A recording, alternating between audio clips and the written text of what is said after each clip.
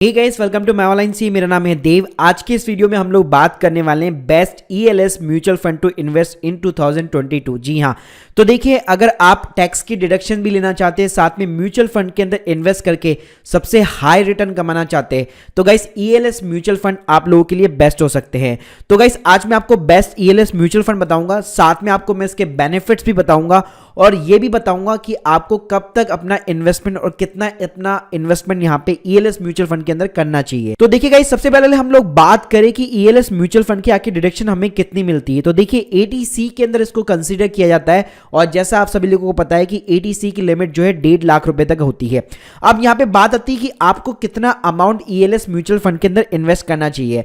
तो अगर मैं एटीसी की बात करूं, जो मोस्टली मेरा जो एक्सपीरियंस रहता है, मैं जितने लोगों की भी इनकम टैक्स रिटर्न फाइल करता हूं उनके बिहाफ के, तो गाइस वहां पे वो मोस्टली एटीसी के अंदर या तो उनकी एलआईसी का अमाउंट कवर हो जाता है या उनका कोई भी इंश्योरेंस प्लान हो गया, जैसे टर्म प्लान हो गया, एंडोमेंट प्लान हो गया, या कोई भी मार्केट लिंक स्कीम हो गई, इंश्योरेंस टाइप वाली स्कीम। तो उसके अंदर अगर मान लीजिए उनका 20 से 30 हजार रुपए का प्रीमियम आता है, तो पहले तो उनका एटीसी में वही कवर हो जाता है। उसके बाद में गाइस जो नेक्स्ट स्टेप के ऊपर उनकी जो चाइल्ड की एजुकेशन फीस होती है वो कवर होती है, जिसमें 30 से 50 हजार रुपए उस चीज के लग जाते हैं। उसके बाद में जो नेक्स्ट इन्वेस्टमेंट होती है वो आपकी मोस्टली पीपीएफ की होती है या फिर कोई फिक्स डिपॉजिट वगैरह आपने करवा रखी होती है। तो उसका जो भी अमाउंट होता है, आप एक काम कीजिए, सभी को टोटल मार लीजिए, तो सिंपली आपका एटीसी का अमाउंट निकल के आ जाता है। अब गाइस आपका जितना भी अमाउंट जो है बच जाता है, मतलब 1.5 लाख माइनस सिंपल सी आपका ऊपर वाले जितने भी जो अपने डिडक्शन ऑलरेडी आप क्लेम कर रखी है या आप ऑलरेडी क्लेम करने वाले हैं, तो उन सभी को आप घटा दीजिए। अब जितना अमाउंट बचा उतना आपको यहाँ पे ईएलएस म्यूचुअल फंड के अंदर हमेशा इन्वेस्ट करना चाहिए। अब गाइस कई लोग गलती क्या करते हैं ना, पूरा 1.5 लाख रुपए ईएलएस म्यूचुअल फंड के अंदर इन्वेस्ट कर देते हैं, जबकि डिडक्शन भाई उनको उतनी ही मिलनी है। मतलब ऊपर वाली सारी आपने डिडक्शन ले ली, फिर जितना आपका गैप बच जाता है उतनी ही मैक्सिमाइज आपको डिडक्शन मिलती है। तो अगर आप इन्वेस्ट करना भी चाहते हैं म्यूचुअल फंड के अंदर, तो बेटर है ईएलएस के अंदर उतना ही अमाउंट कीजिए जितनी की जरूरत है, और बाकी का जो अमाउंट है ईएलएस से भी अच्छे खासे म्यूचुअल फंड होते हैं, उनको चूज करके आप अपना इन्वेस्टमेंट कर सकते हैं। अब इस बात करूंगा ईएलएस म्यूचुअल फंड की आखिर क्या खासियत होती है। तो पहली चीज तो ये कि ये इक्विटी ओरिएंटेड होता है, मतलब सारा पैसा आपका इक्विटी के अंदर जाता है। डेट या फिर मनी मार्केट जो इंस्ट्रूमेंट्स होते हैं उसके अंदर कोई भी आपका पैसा लगता नहीं है। सेकंड थिंग गाइस, इसके अंदर मोस्ट इंपॉर्टेंट एक लॉक इन पीरियड होता है 3 साल का, मतलब 3 साल से पहले कभी भी आप पे विड्रॉल यहां पे नहीं मार सकते।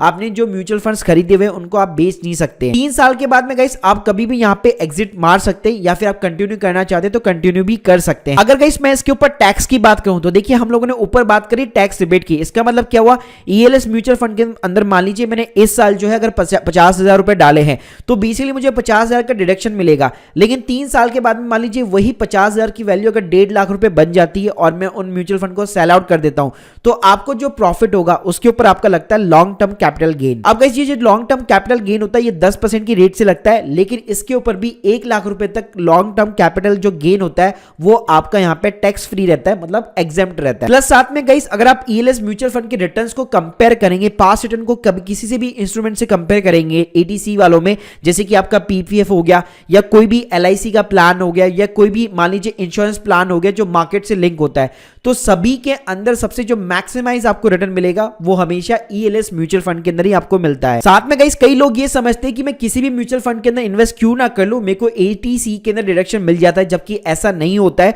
आपको पर्टिकुलर ईएलएस म्यूचुअल फंड को ही पकड़ना पड़ेगा, तभी आपको इस सेक्शन के अंदर डिडक्शन मिल पाएगी।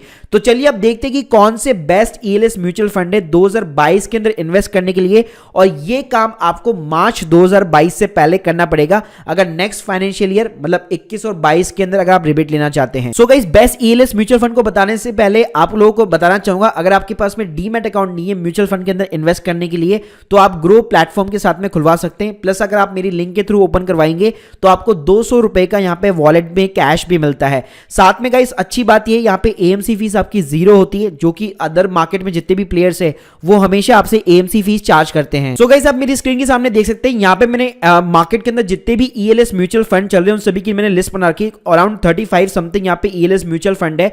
उसके अंदर हम लोगों ने यहाँ पे जो उसकी क्रिजल रैंक ले रखी है, उसका AUM साइज मतलब कितना पैसा उस AMC ने इन्वेस्टर से यहाँ पे इकट्ठा कर रखा है, प्लस उसका एक वीक का रिटर्न कितना है, एक महीने का कितना है, 6 महीने का, साल का, 2 साल, 3 साल, 5 साल, मतलब 5 सालों का पूरा ट्रैक हिस्ट्री जो है हम लोगों ने यहाँ पे रिकॉर्ड कर रखी है। अब गाइस इन सभी में से मैंने जो सेलेक्ट किए, पहले तो ये चीज, ये पैरामीटर मैंने लिया है कि इसकी जो क्रिजल रैंक है वो यहाँ पे अच्छी होनी चाहिए। सेकंड थिंग, उसका जो AUM साइज है वो भी यहाँ पे डिसेंट होना चाहिए, और उसके जो पास्ट ईयर के रिटर्न है वो काफी अच्छे होने चाहिए। तो गाइस इसके अंदर सिंपली पहला जो नाम आता है वो आता है quant tax plan direct plan. जी हाँ, तो गाइस इस म्यूचुअल फंड की अगर मैं बात करूं तो इसके अंदर 54% आपका लार्ज कैप है, 12% आपका मिड कैप होता है और 23% आपका स्मॉल कैप होता है। जिनको इन कैप्स के बारे में पता, लार्ज कैप मतलब सिंपली हो गया आपका जो निफ्टी 50 चलता है, इंडिया की टॉप 50 कंपनियां, उनके अंदर आपका पैसा इन्वेस्ट होता है। सो गाइस अगर मैं इसके 1 ईयर के रिटर्न की बात करूं तो 67% का यहाँ पे रिटर्न है, 2 साल का CAGR 53% का है, 3 साल का यहाँ पे 35% का है और 5 साल का 26% का रिटर्न है। तो गाइस अगर इसको मैं कंपेयर करूं जितने भी ELS म्यूचुअल फंड है, सबसे जो हाईएस्ट रिटर्न दिया है वो इसी यहाँ पे ELS म्यूचुअल फंड ने जो है प्रोवाइड किया है। उसके बाद में गाइस जो सेकंड नंबर पे आता है that is the Mirae asset tax saver direct fund. तो इसको भी गाइस क्रिजल ने यहाँ पे 4th रैंकिंग दी है, और अच्छी बात है इसका जो AUM साइज है वो काफी बड़ा है, 10,000 करोड़ का यहाँ पे AUM साइज है। 58% यहाँ पे पैसा जो है लार्ज कंपनी कैप में लगा हुआ है, 14% मिड कैप में और 8% यहाँ पे स्मॉल कैप में लगा हुआ है। अगर इसके मैं रिटर्न्स की बात करूं, 1 साल का यहाँ पे 39% रिटर्न है, 2 साल का 27% रिटर्न है, 3 साल का 23% का CAGR है और 5 साल का भी यहाँ पे 23% का CAGR है। थर्ड गाइस अगर मैं म्यूचुअल फंड की बात करूं तो that is the Canara Robeco equity tax saver. जी हाँ, तो गाइस इसको भी यहाँ पे क्रिजल ने 4th नंबर की यहाँ पे रैंक दे रखी है। AUM की साइज की बात करूं 2000 करोड़ के ऊपर का AUM साइज है, 63% यहाँ पे लार्ज कैप के अंदर इन्वेस्ट हो रखा है, 12% यहाँ पे मिड कैप में है और 6% यहाँ पे स्मॉल कैप के अंदर है। साथ में गाइस 1 साल का जो रिटर्न है वो 39% है, 2 साल का 30% है, 3 साल का CAGR 24% का है और 5 साल का CAGR 21% का है। 4th नंबर पे गाइस फंड की बात करूं तो वो है Axis long term equity fund. जी हां, ELS फंड है ये भी। इसके अंदर भी क्रिजल ने यहाँ पे इसको 2 की रेटिंग दे रखी है, लेकिन अच्छी बात है इसका जो AUM साइज है वो 33,000 करोड़ का है, मतलब सबसे ज्यादा है। अगर मैं इसके परसेंटेज की बात करूं तो 65% यहाँ पे लार्ज कैप के अंदर है, 18% यहाँ पे मिड कैप के अंदर है, 4% यहाँ पे स्मॉल कैप के अंदर है। 1 साल का रिटर्न यहाँ पे 25% है, 2 साल का CAGR 20% है, 3 साल का 19% है और 5 साल का CAGR 19%। उसके बाद में गाइस अगर मैं नेक्स्ट फंड की बात करूं तो that is the BOI AXA tax advantage fund. इसकी अगर मैं AUM की बात करूं 516 करोड़ का AUM है, और अगर मैं क्रिजल रैंक की बात करूं तो 5 स्टार की यहाँ पे इसको रेटिंग मिल रखी है। 1 साल की अगर मैं रिटर्न की बात करूं 42% का यहाँ पे रिटर्न है, 2 साल का 34% का रिटर्न है, 3 साल का CAGR 28% है और 5 साल का 23% है।